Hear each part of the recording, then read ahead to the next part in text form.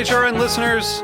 As we celebrate our 15th year, we are deepening our commitment to giving voice to the next generation of food systems storytellers, and we need your help. Our internship and fellowship programs help activate new possibilities for underrepresented and underestimated young people through experiential journalism, audio engineering, and production training. Through these unique programs, HRN helps food equity stewards build essential workforce readiness skills that expand their potential and foster economic mobility. Please consider supporting these critical programs. And with a minimum donation, you can be entered to win a dinner for two at an amazing restaurant in one of 8 cities and tickets to a concert at a great venue in one of those cities. We have incredible partners across the country who have donated, as they also share our passion for helping to educate the next generation of food systems storytellers. Check out heritageradionetwork.org/15 to donate and enter to win today. That's heritageradionetwork.org/15 to donate and enter to win today. And make sure you donate before March 31st. Thank you.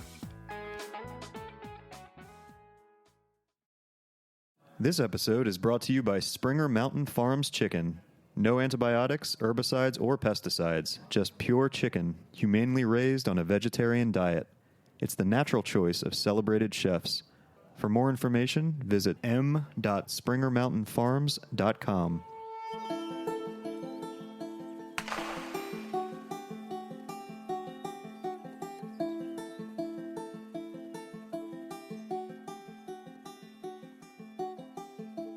Hey, thanks for joining Heritage Radio Network on tour. We're your hosts. I'm Katie Mosman-Wadler. I'm still Jack Inslee, standing here somehow Still after here. all the eating that we've been doing for the past 2 days. We're staying strong. Yes. We're doing good. We are on location today in Nashville, Tennessee. We're with Chef Tandy Wilson at City House. We're actually at the chef's counter, too. This is awesome. This is the first interview I've done where I'm looking at a fire and a chef at the same time. Several fires. That's true. We're basking in the glow of the wood-fired pizza oven, and we're also facing the, how many burners have we got there? It's like about a dozen burners. 12 yeah. good dozen burners. Yeah, beautiful open kitchen here. And our guest tonight's fresh off of an appearance on Bourdain's Parts Unknown, right? The season finale. Yeah. It's kind of like the talk of Nashville right now. It is literally the talk of the town. Awesome. We're so lucky today to be hanging out with Tandy Wilson. His name's been coming up a lot on this trip because he has been a mentor and a role model to so many great chefs in the area, and he's drawing huge national recognition as well. The Parts Unknown is just the beginning. And he was recently named Best New Chef in the Southeast by Food and Wine. And importantly, he won the James Beard Foundation Best Chef Southeast Award this year. So as a Nashville native, we know that he's going to have some great insights about the city culture and the culinary scene here. Chef, thank you so much for having us tonight. Very happy to be here. Happy to have y'all. Awesome. You can grab that mic there we right go. there. Sweet. So, this segment's actually called Rapid Fire, and it couldn't be any more appropriate. Yeah, we got the ticket going off as well. Oh, wow. Yeah. I like that. The ticket sliding right in front of us. Live fire. We're going to have firing. service sounds in this interview, which is absolutely perfect for food radio. So these questions are easy, nice and quick. The first thing I want to know is what your last great bite was. So like today, what's the last great thing you had to eat? We make a vanilla malt gelato. Really, our pastry chef, Rebecca Tershin, and Shannon, her assistant, and they spun that today. And so if I see them spin that, I eat it before it sets fully. You know, that soft, just spun. It's like the equivalent gelato. of raw cookie dough kind of for gelato. Yeah, it's just that was. Yeah, I don't eat anything for a while after that because you want that taste to linger. Awesome, great answer. This is a fun one, and you have to be honest. But what's in your home refrigerator, like as we speak right now? Give us the visual. A cooking vessel with the lid on it, which I would never allow. We have a lot of food actually. You know, I have my wife and my 3-year-old son at home, and my wife cooks sometimes twice a day at home. So we have a lot of fresh vegetables, and there's some cheese and cured meat. There's no fresh proteins, and the same stuff you'd seen everybody else's after that. Well, I mean, you're winning that in terms of this trip because everybody else, their fridge is like old cilantro, maybe a beer or two. And, No, we cook at home. I'll leave work and go cook at home. Yeah. We it's very important in our house. The garden out back, all that stuff. Awesome. Yeah. Sweet. All right. Well, next one should be interesting. I want to know what your favorite childhood meal is. Like, what comes to mind immediately? I'm trying to think of what number one would be so that I don't. I mean, it was spaghetti night was probably my favorite for sure. You know, I grew up around Southern food and cornbread.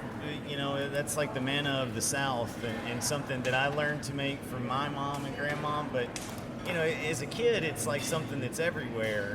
And spaghetti was kind of exotic, to be honest. And you know, like when we started going out to eat when I was a little kid was when Nashville started getting like restaurants. When the Shoney's opened near our house, that was like when we started going out. Other than that, we ate at home. Is that a big moment in Nashville when the Shoney's opened? I mean, I was pretty young to be able to grab that scope, but yeah, I think that it kind of was, and that kind of brought cooking on a restaurant level that wasn't just mom and pop. For maybe, you know, we had meat and threes prior to that, and they're a lunch only type of deal. So yeah, that was food coming to town. A little bit of a tangent here, but we were just talking to Carrie at Peg Leg Porkers, and he was talking about how chain restaurants were really important to Nashville. And a lot of people think it's been like hot chicken is the real traditional thing of Nashville, but he was kind of talking about the chain restaurants. I mean, do you feel the same way? I feel like they've had their hand in our development. I don't know that I would use the word important. You know, yeah, like that's the way food went, you know. I mean, you look at chefs now and are trying to drive off industrial farming in all its ways, right? But it went from at home and at the mom and pop restaurants to industrializing our system and making it to where this Shoney's can have the same shrimp as that Shoney's, you know. I think it's part of our history, for sure. Yeah. Well, that's a good segue to the next question, which speaks maybe to how things have developed. What's your proudest piece of produce, like right now as we speak in the restaurant? It's a weird. It's what are we? October. No, it's October 3rd. If we had any yellow squash left from one particular farmer grows a crookneck yellow squash that's like my favorite thing. But so and that's gone at this moment. But we have turnip greens from Troy Smiley at Smiley Hollow Farm right now, and that's a near and dear piece of food to this restaurant. Awesome. Cool. I guess the last question here. What's your post-shift drink? I've been asking chefs this too. Water. Yeah. I don't drink anymore. Yeah. I haven't had a drink in like 5 years now. Awesome. Yep. Yeah. Second chef to have that answer. Yeah. You know, it gets to a point where it's too much to juggle, and your life starts spinning in this business. And I mean, stopping that brought my feet right back to the ground, and you know, allowed me to focus and be happy at work and home. It was a big key for me. Wise words, as we have many aspiring cooks and chefs listening to Heritage Radio Network. Take notes. On that note, we're going to take a very quick break. But actually, before we do that, I do have to ask, since Springer Mountain Farms is responsible for us being here, what's your favorite thing to do with chicken in the restaurant? I like the smoked chicken. We're in no way a barbecue place, but we got a smoker from Peg Leg, actually. He told us. He told us another story about that smoker. Yeah, we caught that thing on fire. Wow.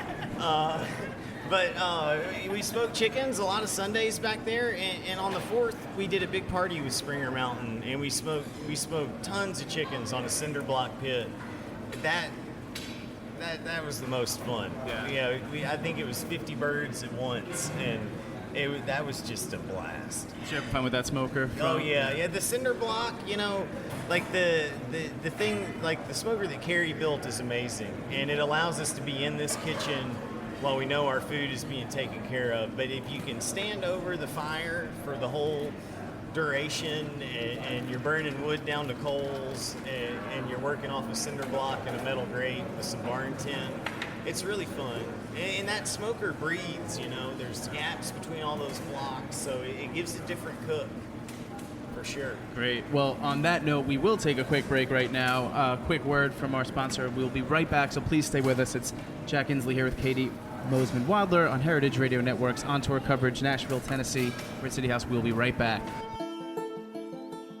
This episode was brought to you by Springer Mountain Farms Chicken. For almost 50 years, Springer has been family-owned and family-run. Today, there are over 300 family farmers raising birds in Georgia's Blue Ridge Mountains. Many of them are second, even third generation. They're committed to doing things the right way. Springer was one of the first poultry companies to forego the use of antibiotics, and they've embraced other humane practices too. In fact, they were the first poultry company to earn the American Humane Association's seal of approval. Springer has also led the way in testing for and eliminating all herbicides and pesticides from the chicken's feed supply. Springer Mountain farmers know what's best for your chicken. We're into that. Better feed, better care for the animals. It just makes sense. From their family's farms to your family's table, Springer Mountain Farms. For more information, visit m.springermountainfarms.com. All right, we are back. You're listening to Heritage Radio Network on tour in Nashville, Tennessee, and our guest today is Chef Tandy Wilson of City House. Tandy, during that break, you got a very, very sweet hug. Can you tell us a little bit about who that was? That was my son. He's my 3-year-old boy. I get a little emotional. Oh. But he's the best. Yeah. Changed my life in ways I never know would happen. What a sweetheart. Yeah, Tandy just popped back into the back kitchen door and got a huge bear hug from this very sweet little boy. It's really nice to see with an awesome rainbow snake. Yeah, he's a cool dude. Yeah. He's way cooler than I could ever think about being. Oh. That's what we always hope for our kids, right? All right, so on that note, you were around food a lot as a kid, and I've seen stories in your bio about cooking and being a part of the whole family cooking scene. When did you first know that you wanted to make a culinary career?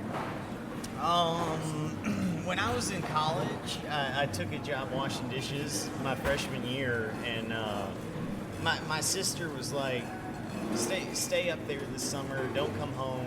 You're just going to fight with mom and dad because you're used to being free and they're not going to let that happen, And so I did, and when I showed that commitment, my parents followed up and came behind, and they were like, I think they told me, basically. And so, as soon as they said it, it was like a light bulb went off, and I was ready to pack my bags and leave college, and they were like, no, you need to finish this, and then we'll talk about that. So I ended up in restaurants through the rest of my years at UT, and actually I worked full time and graduated in 4 years. And but the restaurants, as much as they brought the wild side out, they created a lot of discipline for me as well. Yeah. What was the most influential restaurant on your culinary training when you were coming up? I think it would have to be Trevigny.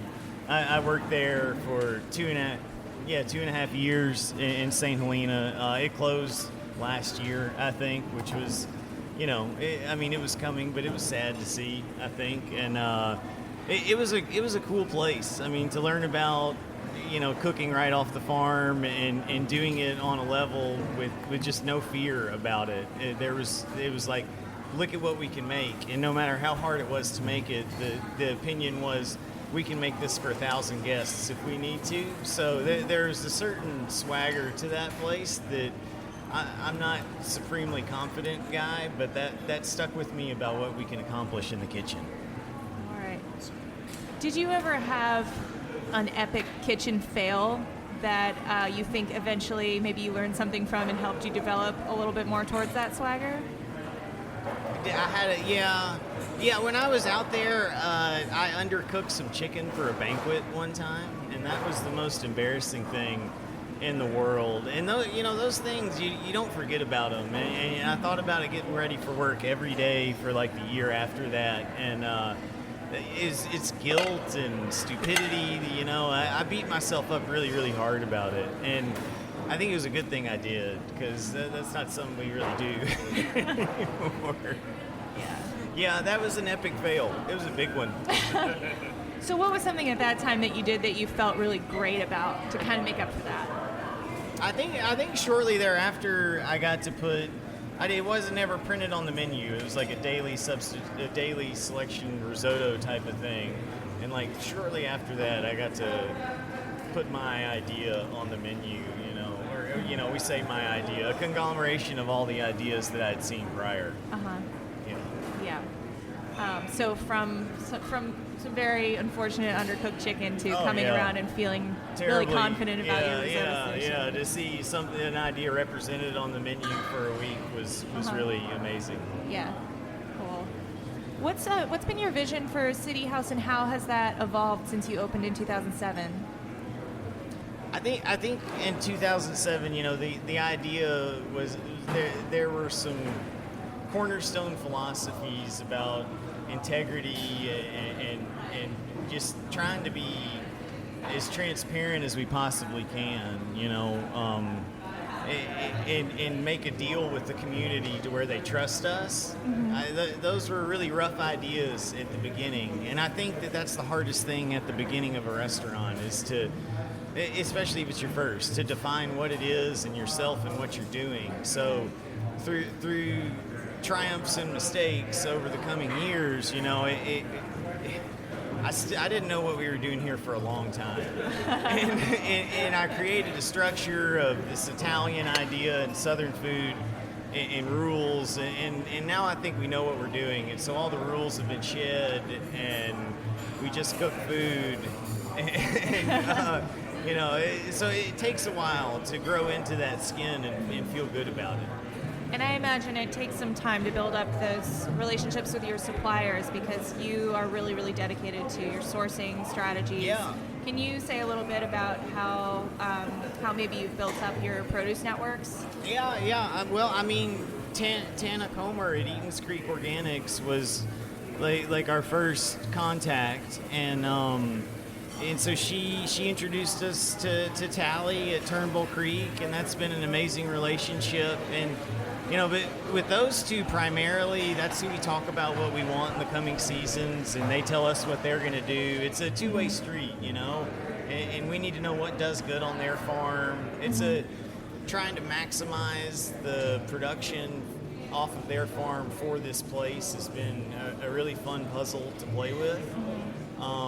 And then, we're right here downtown. So Troy at the downtown farmers market, he's not an organic farmer. He does spray as little as possible, but his roots run deeper farming in this community than anybody's. So for me, I believe he's a piece to the puzzle. And without him, we would lose a lot. So, it takes time. You got to meet people and earn their trust and show them that you're for real, and you really, we want to buy and we want to buy regularly. I think that was a big thing. And you'll see as we eat some food in a little while, it's not a small portion of anything really here. So, we buy cases of vegetables, and that was a huge help for us. It really got our foot in the door with the farmers, let them know that we're serious, rather than buying pounds, buying cases. Yeah. So the partnerships are really critical. Yeah. One of our biggest transitions was we used heritage for all of our ears, heads, and tails, and everything at the beginning. We bought hearts, and so it was a huge thing because it gave us an advantage as far as writing our menus to work with things that people had never really seen in this market, and then it blossomed into a great relationship with Bear Creek Farms, which is a local pork and beef and lamb producer. And so we were able to take what we knew from working with y'all, where we got delivered cuts, into what is a half hog a week program with them now, to translate it into the best we can. It's so cool that you were able to turn those kind of unique and mostly foreign to the population at the time products into something that was an advantage for you, because we often hear people who are a little bit worried about making that switch to kind of the less popular cuts or something they might not have heard of before. Right. So it's awesome that you were able to turn that around. Well, we're in the South here, and I don't know that it would be different in really any culture, but as you start to dig into your heritage, none of it is that far back. It's true. This is stuff that my grandma did. Yeah. You know, both of them. So, you know, like the larder from the Morrison side of my family is something that's still around, that they boiled, you know, all the skin and fat down into the lard to cook with. So these things aren't like far away from us. They were just kind of shuttered by bigger restaurants for a while, I guess. Well, kind of on that note of partnerships, you've cooked with a lot of great chefs from the Nashville area. We were just talking with Carrie. We know you guys recently did a dinner at the Beard House together. Yeah. Who are some of your favorite chefs in Nashville to eat with or to cook with? I eat with Phil over at like whose restaurants I go to. Is that what you're asking me, or who which chefs are the most fun to actually eat food with? Oh yeah, Phil was a great guy. But I think my tight circle is the people you saw me on TV with mostly. You know, Pat and Tyler. I spend a lot of time with them. We get our families together at least a couple times a year. Yeah. And it's usually just a madhouse when all the kids are running wild. So those guys, for sure, I definitely enjoy dining with them. I like to eat with Margot McCormick a lot, though. She's just, she's a mentor to me. Mm-hmm. And I worked for her for 2.5 years, and it was phenomenal. I say she put the icing on the cake for me, because she was the one that said, here's this piece of paper that needs to be a menu today, you know, and no one ever did that for me before, and no one trusted me like that. But she's just a great person and a great friend, and funny and fun and enjoyable. Cool, thank you. I have one more question for you, which is just wondering if you want to say a little something about the Little Chef, Big Chef project that you did with Louie's kids. Yeah, it was a great thing. You know, we come to work every day and just kind of put our heads down and go to the grindstone, but bringing the kids into the kitchen, it took us out of our comfort zone and put us in a place, to me it brought a bit more of a respect even into the kitchen and enjoyment, and to see them like, you know, really, I think the cool days, Rebecca Turshin, our pastry chef here, had them, and she was naturally better at this than I was, and we both did things, but just watching her take the kids and make biscuits and make cornbread, you know, it was really a neat thing. And then the dinner at the end was phenomenal, just an experience that I wasn't expecting and blew me out of the water, and it was really neat. It was you know, we're turning into a community restaurant, and I think it was a great community event for that. Yeah. Thank you. That looked like such a cool project. You can check them out if you Google Little Chef, Big Chef, Nashville. There's some really great footage online. You should check it out. So I want to thank you so much for answering my questions. Of course. We have another special guest who would love to ask you a question. Odetta Hartman is a writer and musician and a friend of Heritage Radio Network. And as we're in Music City, we want to hand it over for a little music question. Sounds great. How do you do? Great, how are you? I'm great. I'm having such a great time down here. And I just want to kind of round out this delicious conversation with some music. And we're wondering, who is your favorite musical artist? I think, wow, that's like a what's your favorite food right there. The most important band to my adult life is the Drive-By Truckers. My favorite actual artist, I think that's a different question for somebody who lives in Nashville, because we see these people a lot, and so it would kind of be somewhere between John Prine and Marty Stewart. So John Prine just played at the Ryman a couple of days ago. Yeah. Did he have the lucky chance to come into your restaurant and have dinner? He has not been in yet. Okay, and, so imagine he wants to come in as soon right. as possible. What Right. are you going to plate up for him and serve? The sour corn cake on our menu, it's like an unleavened fermented corn cake with beans, and then we treat yellow squash in an Italian, like a Roman way. We roast it, don't fry it, but it's marinated in vinegar with garlic and mint. But it is a very European idea, like farinata becomes cornbread, but it's Southern food, and I really like feeding it to Southern people. Amazing. That sounds delicious. Thank you. Awesome. Well, Chef, thanks so much. We have two more quick ones. This is something we've been asking all the chefs down here. We call it Big Ups. kind of giving you a chance to big up somebody else in the community that's doing great work that you think, should be shouted out and more people should know about their work. Oh, yeah.